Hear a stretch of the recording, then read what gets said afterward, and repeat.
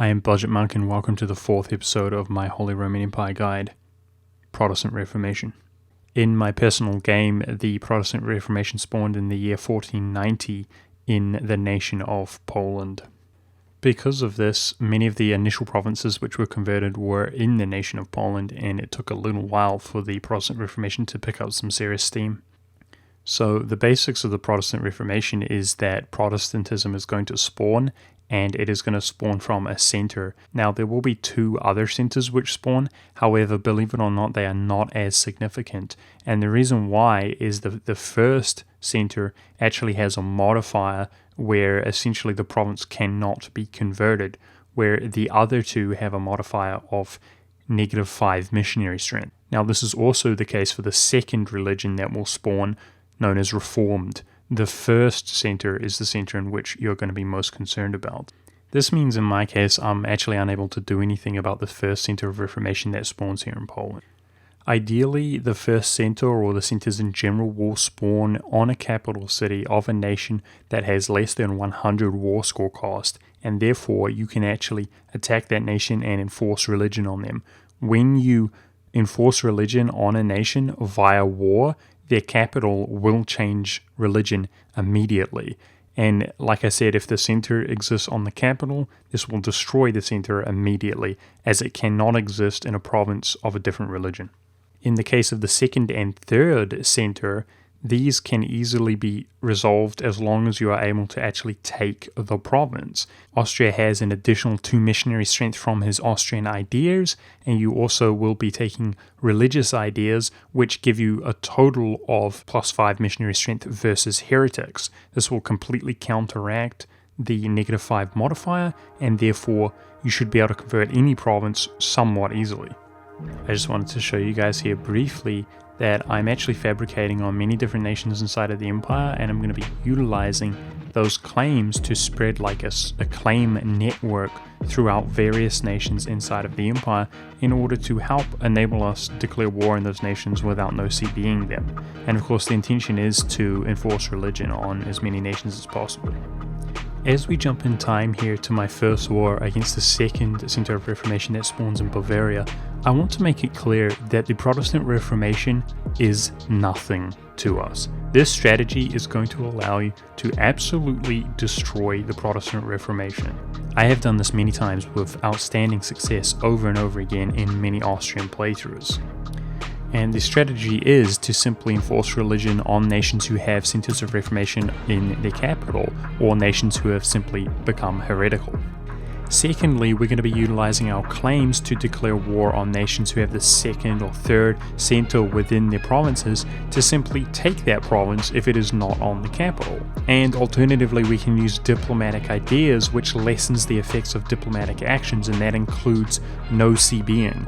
If the nation happens to be in an area where you don't have a claim on them, you don't have a claim on one of their allies to provoke a war, you can simply no CB them with lesser diplomatic actions.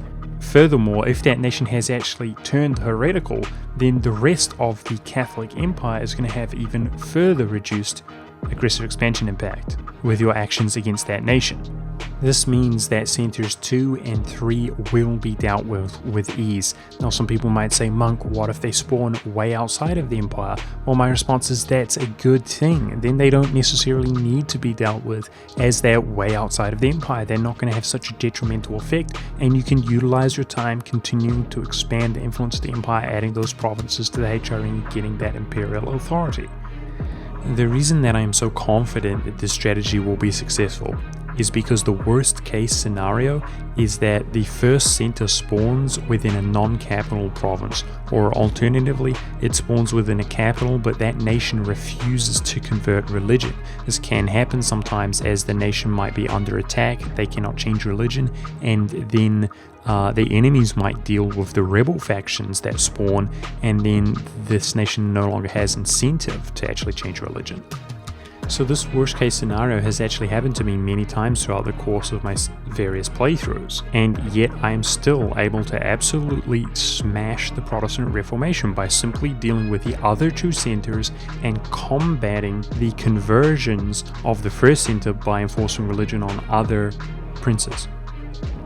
As I declared war on Bavaria, so did Württemberg. Württemberg actually took one of his provinces, and the last province remaining is where the center exists inside of Bavaria. This means I am actually able to enforce religion on him and destroy one of the centers without actually taking the province. So the third and final center actually spawns within inside Württemberg itself, so we're going to go ahead and declare this war as well, take the province, convert it, and we don't even need to core it up, we can just simply hand it back once it has been converted.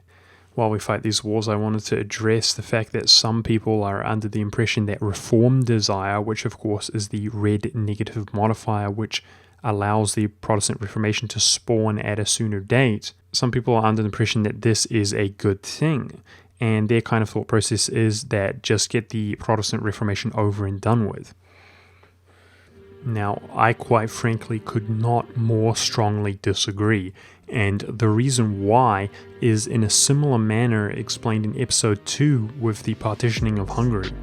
Imperial authority is quite simply not as valuable in the later stages of managing the empire as it is initially in the early stages, as what you will most likely find is that you have added additional princes combined with your Austrian ideas which you have unlocked. Perhaps you will find yourself creating peace with inside the empire and then ultimately gaining 25% by passing the next reform, which allows Austria to always be the hereditary ruler of the Holy Roman Empire. When you gain that 25%, you will be gaining huge amounts of imperial authority compared to the beginning of the game.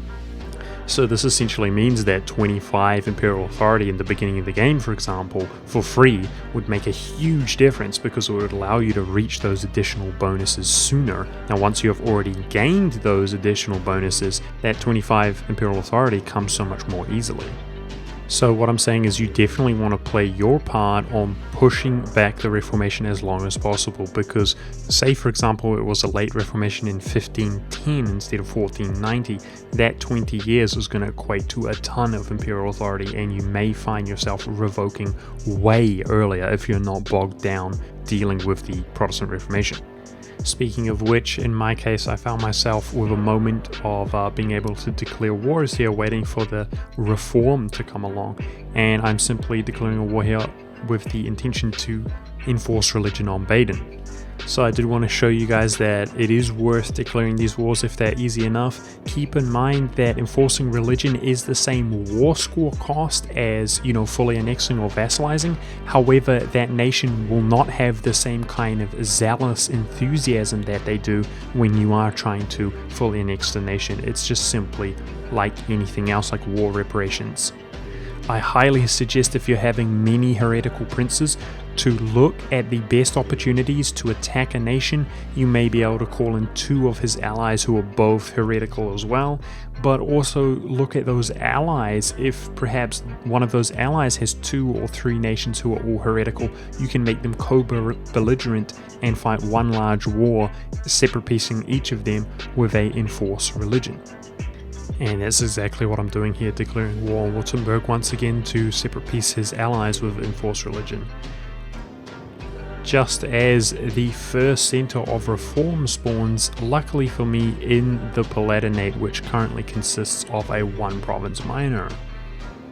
I am able to declare war on his ally of Augsburg and separate peace him by enforcing religion, dealing with that first painful center of reformation forever. And in my case, this really dealt a wound to Reformed. I don't think the second Reformation appeared for a long time. I thought it was never going to appear, and you might find that happens. There are not all that many nations who have the favored religion of Reformed, and typically it kind of depends on the neighboring nations being converted and so on.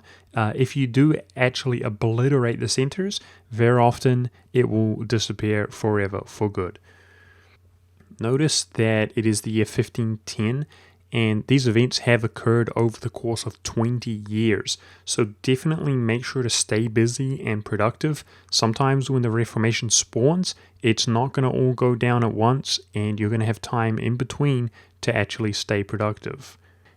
As you guys can see, there is going to be so few Protestant and Reformed nations that the Protestant League will not even form. Now, technically, there could be Protestant and Reformed nations outside of the empire. However, I will have already revoked privilege here. There will be no Protestant League, and the empire will remain Catholic. As we finish up by converting the first but also final center of Reformed, that's going to be it for this episode, guys. I genuinely hope that this was informative and that you guys enjoyed. Thank you very much for watching, and I will see you next time.